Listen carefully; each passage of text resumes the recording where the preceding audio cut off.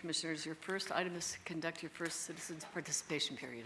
This is the first time set aside for public comment. Anyone wishing to provide public comment with regards to any matters on today's RTC agenda, please step forward to the microphone, identify the item on which you are speaking, and please limit your comments to 3 minutes. Okay, good morning, Eric King once again here. Just kind of on the spot here, I did ask outside for an agenda. I was not given one. I just grabbed one right now. So I want to just quickly ask if I could speak to the items that would be most related to ethical concerns, if they exist, as an item on this agenda here for possible approval or consideration or discussion that might involve passengers on buses and how they're treated. I have no idea right now if an item like that exists. You can kick me out of here if that's the case, but I did ask for an agenda. Mr. King, you're welcome to speak in the second public comment period if you want to take a look at the agenda. Thank you for saying that, sir. I don't know if I will be able to meet that particular time frame, sir. I do have a strong commitment to one of our leadership here. And is there any staff member that possibly could direct me to the question I asked in the time that I have here? There is an existing ethics-related about how passengers are treated, particular item here? There is no item like that on the agenda. Okay, However, well, you can speak in the second public comment period. Thank you for your courtesy, and I surely do hope that those items are considered more. Thank you for your time. Thank you. Next speaker, please. Morning, everybody. Noah Astor. Just a comment on item 48. We really need to reconsider the airport dilemma we have. We have no buses going to Terminal 3 anymore because the CX does not go there. And I've driven the CX route for the new way it's going to go, whatever. My suggestion to you all, the CX, the 108 currently goes to Terminal 1 and departs the airport. It is much safer for the 108 to depart the airport from Terminal 3. That would solve a problem for the Terminal 3 passengers that are waiting for a bus. It's also much safer for the 108 exiting the airport. Something you all may want to look into as you're planning changes to whichever way they're going to go. Thank you. Thank you, Mr. Astor. Anyone else wishing to provide public comment?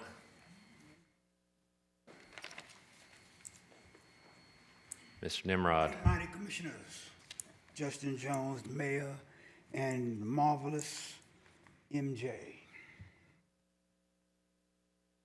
My name is Eric Melchizedek Christ Nimrod. Nimrod and Christ have something in common. Mr. Nimrod, we love hearing you on this, but if you could just stay to the agenda item today that you're speaking on. For real. Christ and Nimrod have something going. Mr. Nimrod, we're not going to get into this. Ham running through our veins. Please speak to the item on today's 14, agenda. 15, 17, 20, 21, Mr. Nimrod, please speak to the item on today's agenda. This, agendas, these are the agendas that's on the these are your agendas that I'm speaking on. Agendas 14, 15, 17, 20, 21, 22 are extensions on contracts which prolong the traffic jam that's out there, plus they cost more money, extensions on contracts. The game is to bid low and get an extension and more money, which they always get. Agendas 23 and 24 are about increasing funding totaling $410,000. No. Put those money towards bailing out we the people of Las Vegas from your RTC deficit that's causing our bus fares to drastically increase. Agenda 32 is increase and extend the Civic Center Drive, Quarry Avenue, except to the project. That is so inconvenient for we the people of Las Vegas. North Las Vegas Boulevard is a desert of no bus stops and no signs. And when there is a sign, it's a small sign in the corner. If you know how the bus stops are built in North Las Vegas, they're long cones, like a wave. And you'll stick one little sign in the corner where no one can see it. I was sitting there one day waiting for the bus, and somebody came by and said, it's not closed, it's closed. I said, where? Sign, little sign. I took a picture of it. I got pictures of these signs. It's sick, sadistic, is what I'm saying. So there's no bus stops, and that was triple degree heat. Now y'all want to raise the price of what we have to pay to get on the buses, but you're constantly lowering the service. The service is pathetic.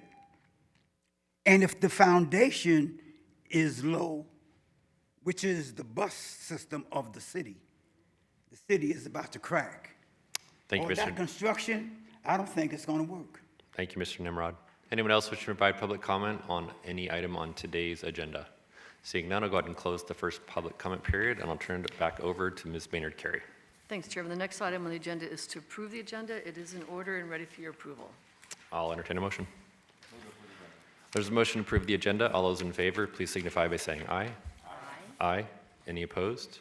Motion carries. And I'll note for the record that Commissioner Segerbloom is absent, excused today. Thanks, Chairman. The next item is to receive the C report, and today we start with another acknowledgement for Mr. William Lynn. Today his family's with us, but I'm going to play a short video and then we'll call them up.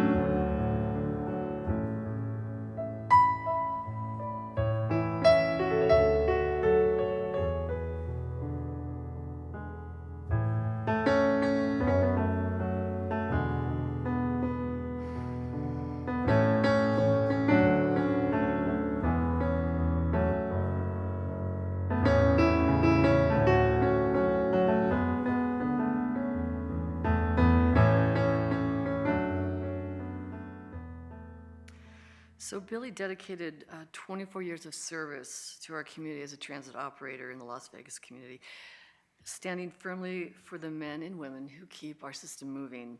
Today we honor his life and legacy as a devoted father, loyal friend, cherished family member, and a deeply respected leader of the ATU, and he was a very good friend to the RTC. Today we have some of Billy's family here, Lotario, Elijah, William, Sky Reese, Ahaloni, Shaylin, Janessa, and Caitlin. Our sincerest condolences to all of you as you navigate life without your beloved father and grandfather, and we'd love to have you come up and take pictures with our commissioners.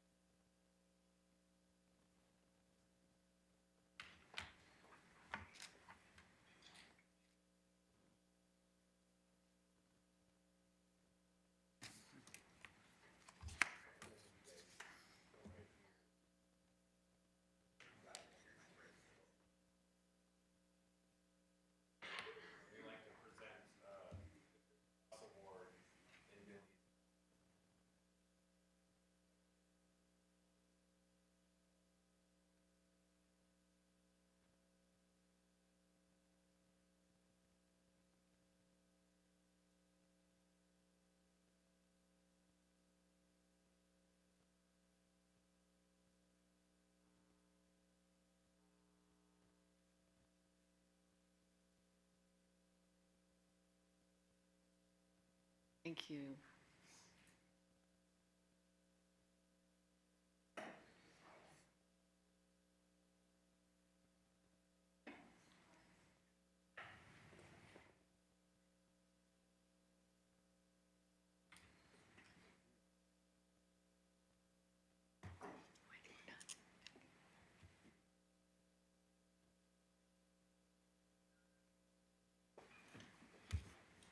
Again, thank you all for being here.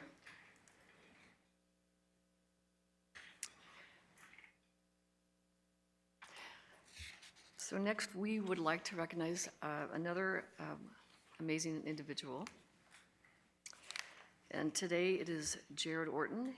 We're going to watch Roger Johnson, who's our Director of Fleet Maintenance, present Jared with the Crystal Bus Award.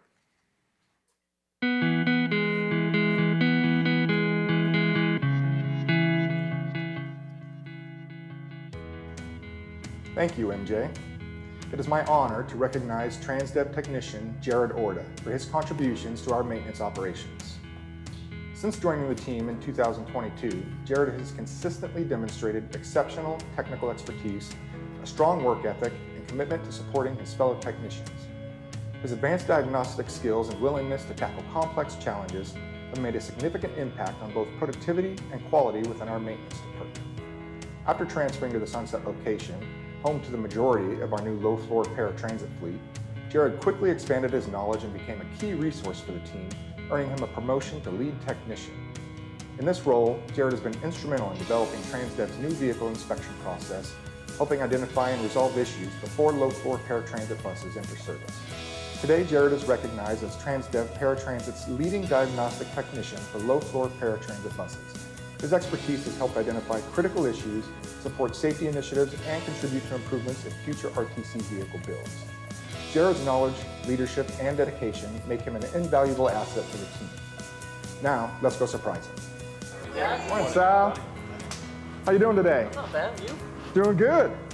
We are here today on behalf of our Board of Commissioners and our CEO, MJ Maynard Carey. And it's our honor to be presenting you with the Crystal Bus Award. Oh. Yeah, we wanted to take a moment and recognize you and say thank you. Okay. You know, we realize as we introduce new vehicle types into our fleet, there can be many challenges like the low-floor paratransit bus. And with your ambition, your expertise, and your leadership, you've helped us navigate that successfully. So we just wanted to take a moment and say thank you for your dedication, your outstanding service, and your commitment to our community. Awesome. Congratulations. Thank you. Yeah. Appreciate it. Yeah, I'd just like to thank the supervisors for this. It's an honor, RTC. It's been a pleasure working with them. I'm going to keep trying to do my best to just do my job and keep working. Jared, are you here today? Oh, very good. All right. Well, thank you, Jared. Well, we have another outstanding individual we'd like to recognize. Her name is Ashley Conscious, and she works with American Graffiti Management Assistant. And so today we've got Scott Mazik is going to introduce the Crystal Bus to her.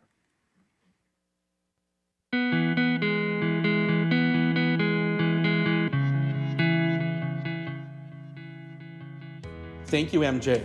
It is my honor to recognize American Graffiti Management Assistant Ashley Ann Conscious for her outstanding contributions to health, safety, and community outreach. Since joining the team, Ashley Ann has demonstrated dedication to the well-being of employees and our community. One of Ashley Ann's most significant contributions was recommending and implementing a heat illness prevention program designed to support riders and American Graffiti employees during Southern Nevada's extreme summer temperatures. As part of this effort, American Graffiti stocks each service vehicle at the start of every shift with bottled water, portable fans, electrolyte pouches, sunscreen, and cold packs. These resources are distributed to riders and staff throughout the day, helping improve comfort and safety in the heat. Her initiative, dedication, and commitment to serving others has made a positive impact on riders, employees, and the broader community. Now, let's go surprise her. Ashley Ann, pleasure to meet you. My name is Scott Mazik. I'm the Chief Technology Officer of the RTC. On behalf of the RTC Board of Commissioners and our CEO, MJ Maynard Carey, I'm very proud to present you with our Crystal Bus Award. Wow. Wow. Thank you. Congratulations, Ashley Ann, and thank you again for your exceptional dedication, your outstanding service, and the positive impact that you make in our community every single day. Thank you again, and congratulations. I wanted to thank my supervisors and the RTC, everybody in the RTC. I'm really appreciative for this, so thank you guys very much. Ashley Ann, why don't you come on down and get your crystal bus?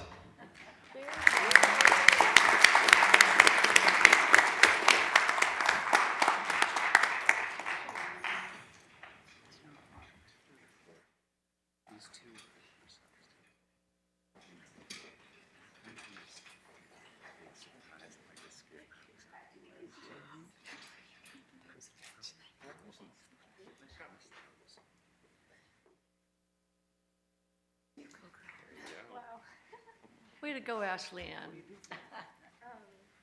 I implemented the heat prevention program, so I just help ensure that our drivers and riders are safe and have all the equipment to make them not. Excellent. 3, 2, 1. Thank you. Way to go.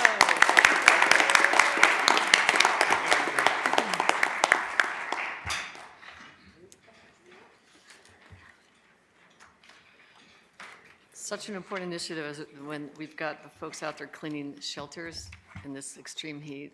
A good job, Ashley Ann. So next, Teresa Gazer, our Deputy CEO. She's going to provide an update on our transit service. Teresa. Thank you, MJ. Good morning. Teresa Gazer, Deputy CEO for the record. As we do each meeting, I'd like to provide the monthly update on transit ridership and operations. This month, we will be reporting on May of 2026. As a reminder, we report data 2 months behind to allow for the data validation process. In comparison to May of 2025, in May of 2026, we saw a 3% decrease in on-demand ridership, a 6% increase in the Deuce on the Strip ridership, and a 1% decrease in residential ridership versus this time last year. Although we continued to see a decline in ridership in on-demand, May's single-digit decrease does reflect the changes implemented by our contractor over the last several months to improve service delivery. The Deuce on the Strip ridership continues to increase, which can be attributed to changes in the construction project along Las Vegas Boulevard, as well as service delivery improvements made by our contractor. The 1% decrease in residential ridership can be attributed to major construction projects that we're continuing to see throughout the valley, such as Charleston Boulevard and Maryland Parkway, as well as contractor staffing challenges. In total, 22 of our 39 routes saw ridership increases in May of 2026 over the previous May of 2025. This chart provides a list of those 8 routes that recognized ridership increases over 5%. Several of these routes were impacted by construction during 2025. Scheduled service is fractionally higher in May of 2026 versus May of 25.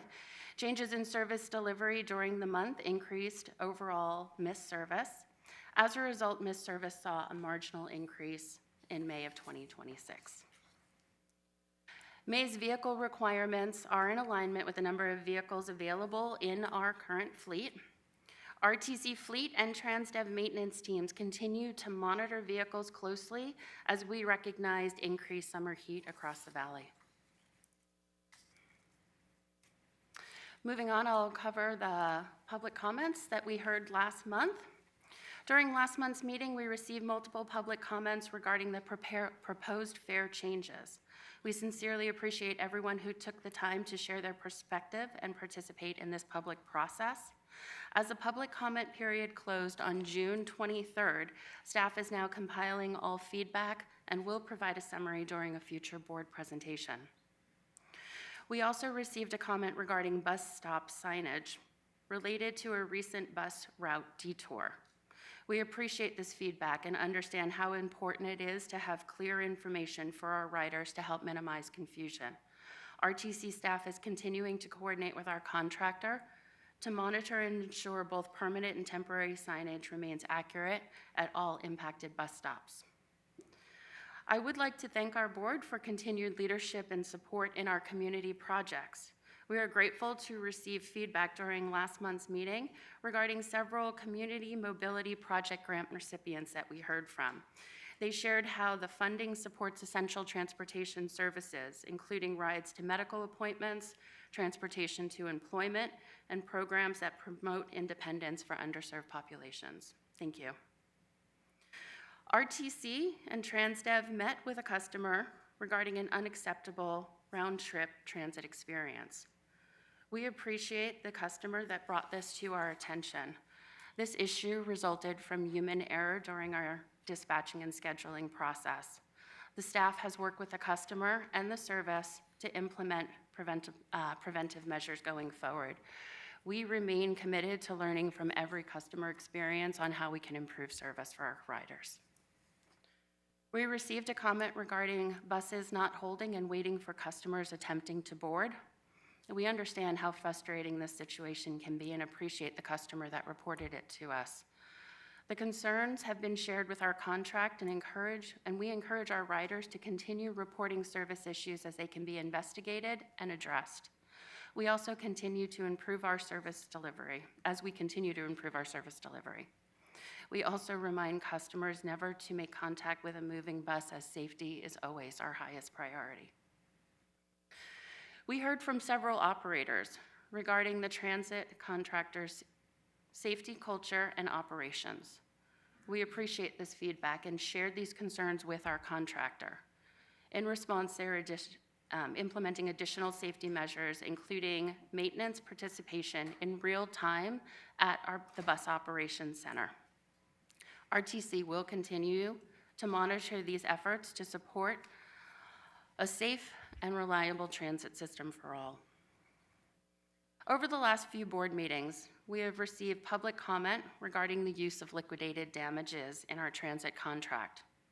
Liquidated damages are a standard contractual tool that encourages contractor compliance by establishing predetermined monetary deductions for specific failures and contract requirements.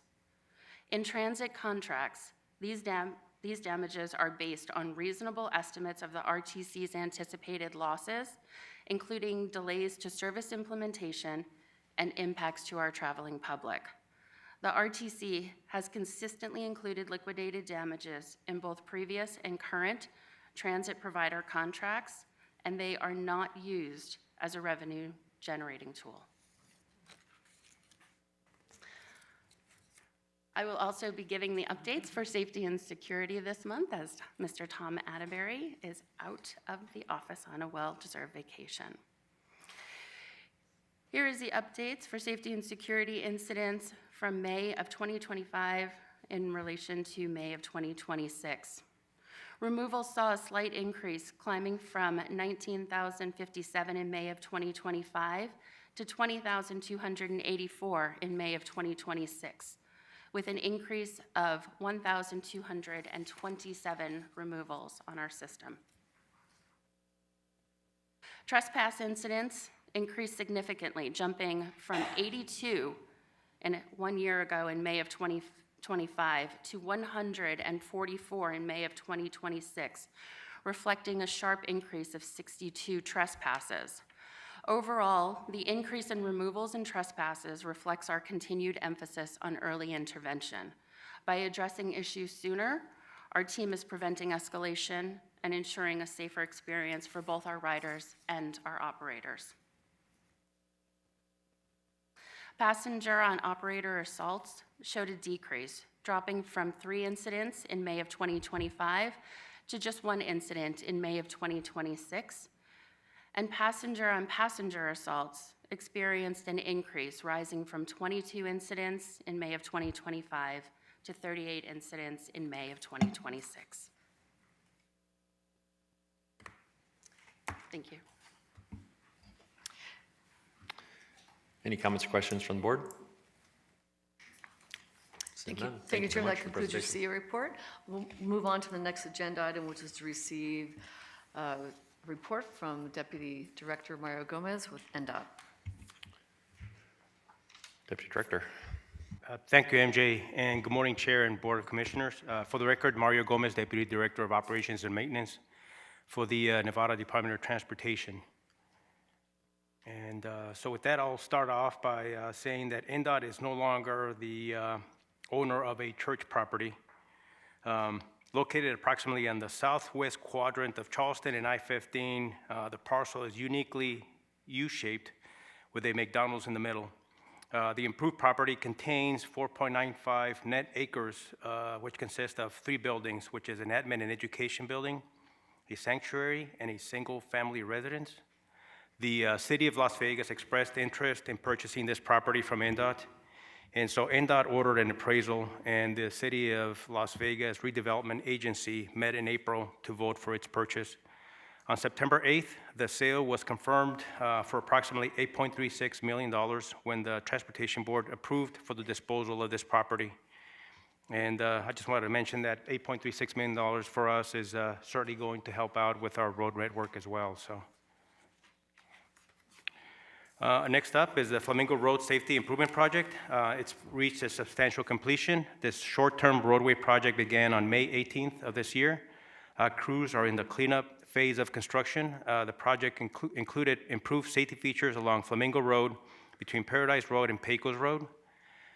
Features of this safety improvement project included refreshed thermoplastic crosswalk markings and stop bars at intersections and pedestrian crossings, new and refreshed striping and reflective roadway markers that clearly identify bus and bike lanes, installation of object markers, reflective pavement markers, and new paint at median islands to better define traffic movements and roadway features. Next up is our Rainbow Boulevard project. On Sunday, July 26th, NDOT is launching the Rainbow Boulevard Pavement Improvement Project with significant enhancements to median safety and mobility along one of Las Vegas' most heavily traveled corridors. The project spans approximately 5 miles from just north of Tropicana Avenue to Silver Stream Avenue. The project will focus on pavement improvements, upgraded traffic signals, and ADA upgrades throughout the busy Las Vegas corridor. As part of this broader pavement improvement effort, NDOT has identified 3 key intersections along Rainbow Boulevard, which are at Narra Vista Way, Via Olivero Way, and Del Rey Avenue, where changes to median access are necessary to address safety concerns. These locations were selected based on traffic data and crash history, and the proposed changes are designed to reduce the risk of collisions and improve traffic flow.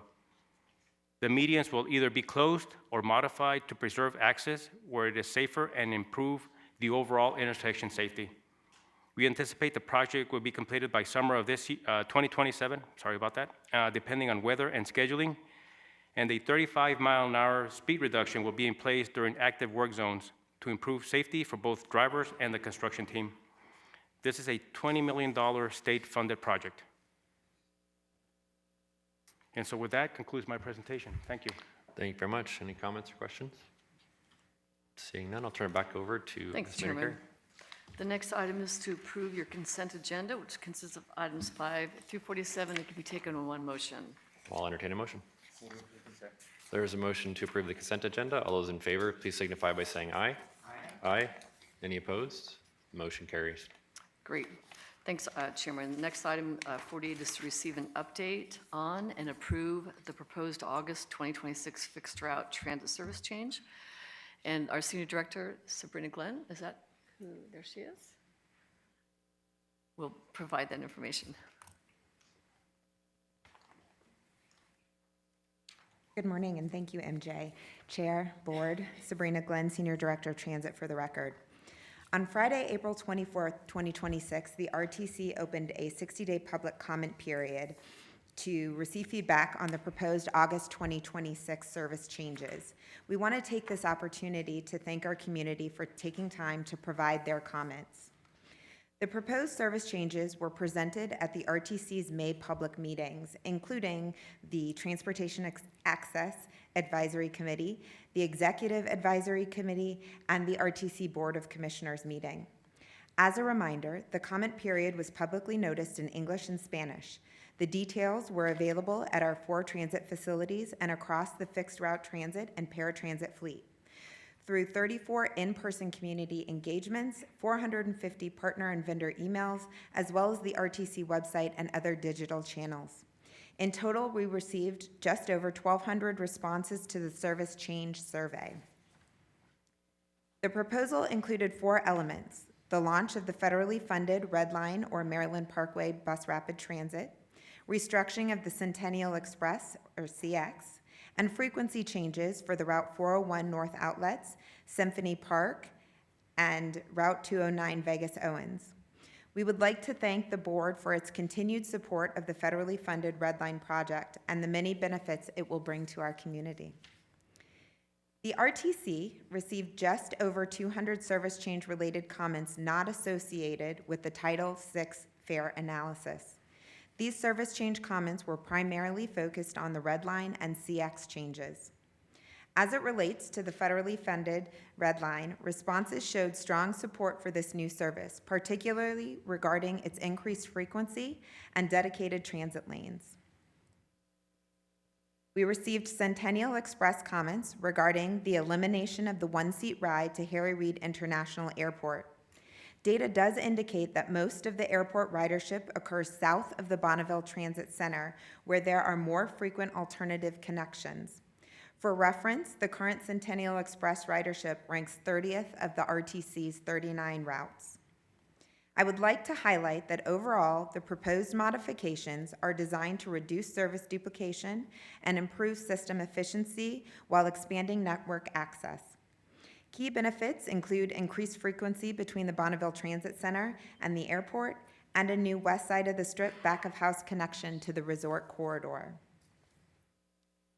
This concludes my presentation, and I would be happy to answer any questions related to this item. Thank you, Ms. Glenn. Any comments or questions? Hearing none, I'll entertain a motion. There's a motion, sorry. Ms. Maynard Carey? Oh. There's a motion on the floor. All those in favor? Aye. Aye. Any opposed? Motion carries. Well done. Thanks, Sabrina. Thank you.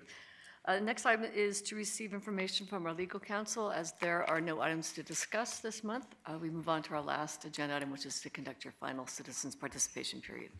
This is the second time set aside for public comment, and a motion to provide public comment with regards to any matters before the Regional Transportation Commission. Please step forward to the microphone if you can, or if not, then we'll pass you a handheld. So I think we do have one right over here. Okay. Mr. Burrows. Hello, how are you guys today? Good. Good, okay.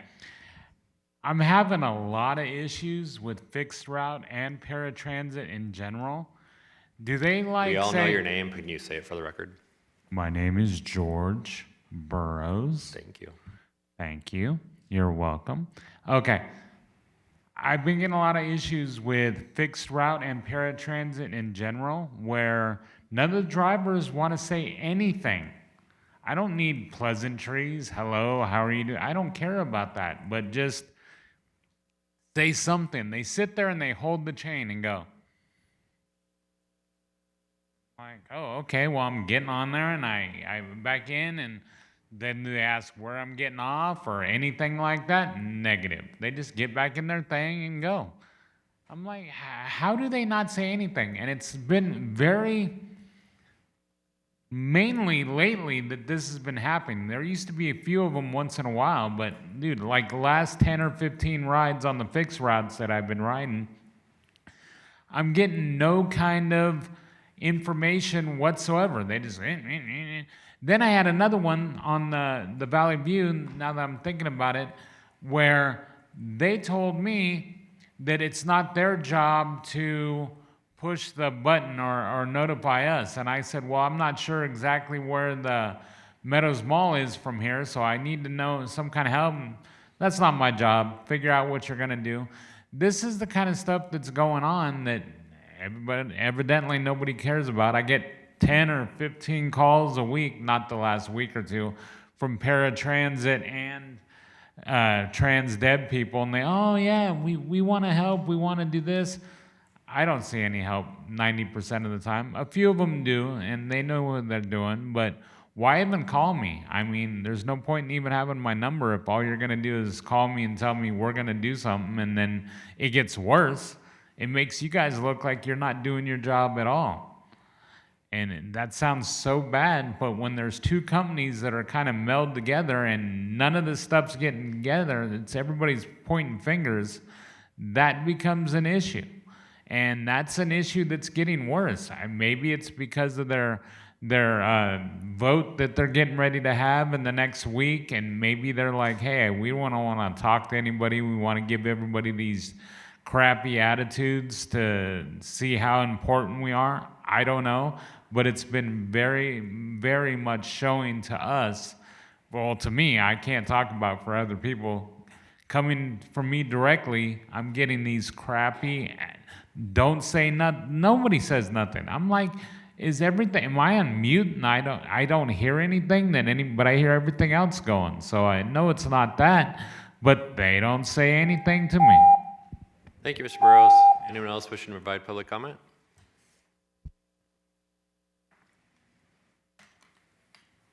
And if there's anybody else other than Mr. Nimrod, if you please line up.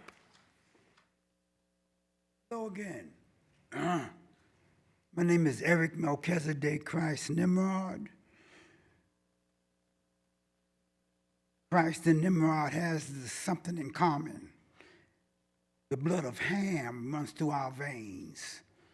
You can check that out in Genesis, the 38th chapter, where a so-called black woman, Canaanite woman named Tamar, gave birth to the tribe of Judah.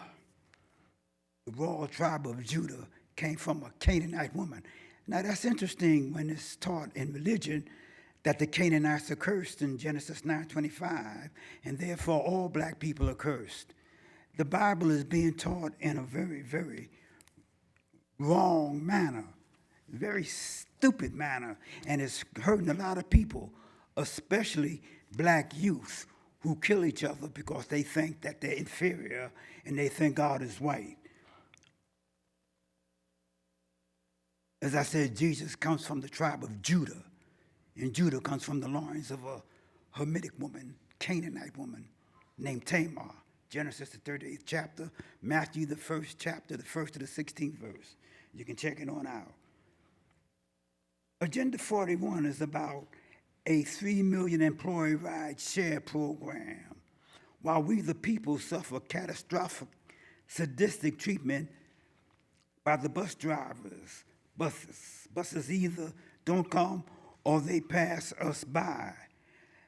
I mean, I don't mind, employees there, it's cool, they can get their ride share. But we the people, we're out there suffering in that heat because of the negligence of the bus drivers. Now, all we can do is voice our opinion, like the young lady said we did. But is it gonna do any good? Is it gonna do any good?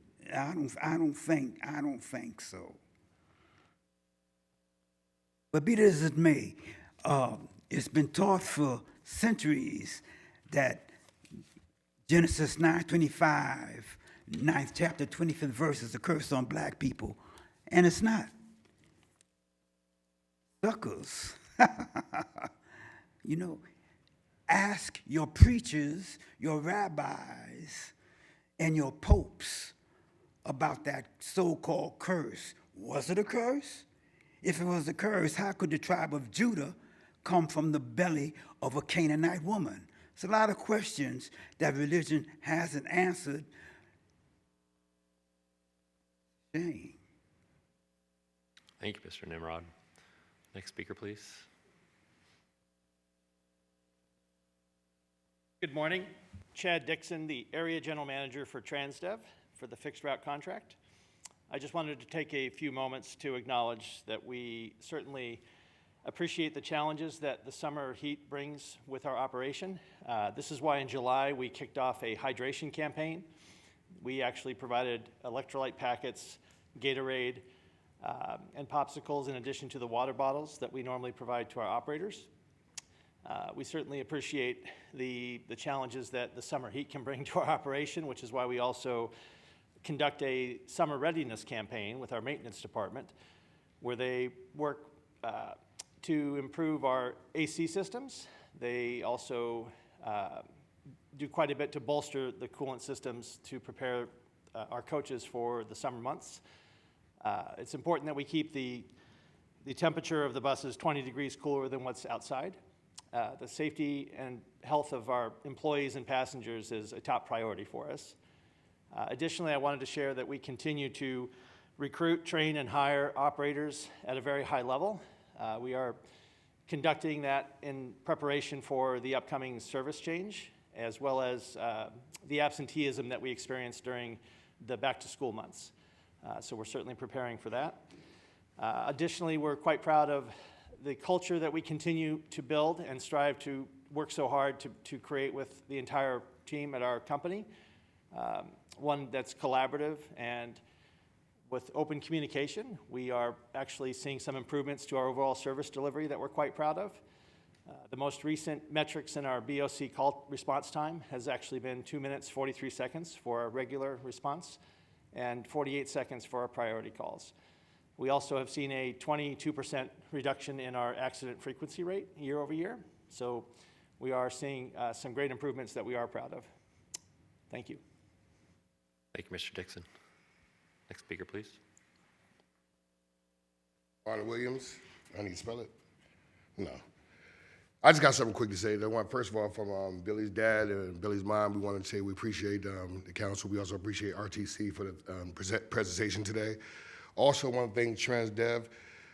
When the tragedy first happened, it was there. It was right by our sides. Aaron, it was right there by our sides. I don't see her. Right by, Kat was right by our side. Just want to tell you that we appreciate everything that everybody done. Thank you. Thank you very much. Anyone else wishing to provide public comment? If not, I'll go ahead and close the second public, oh, sorry, ma'am.